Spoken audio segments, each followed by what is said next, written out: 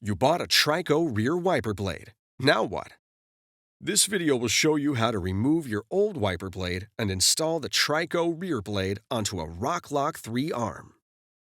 To remove your old blade, lift the wiper arm up as far as it will go and rotate the lower end of the blade upward until it releases off of the wiper arm.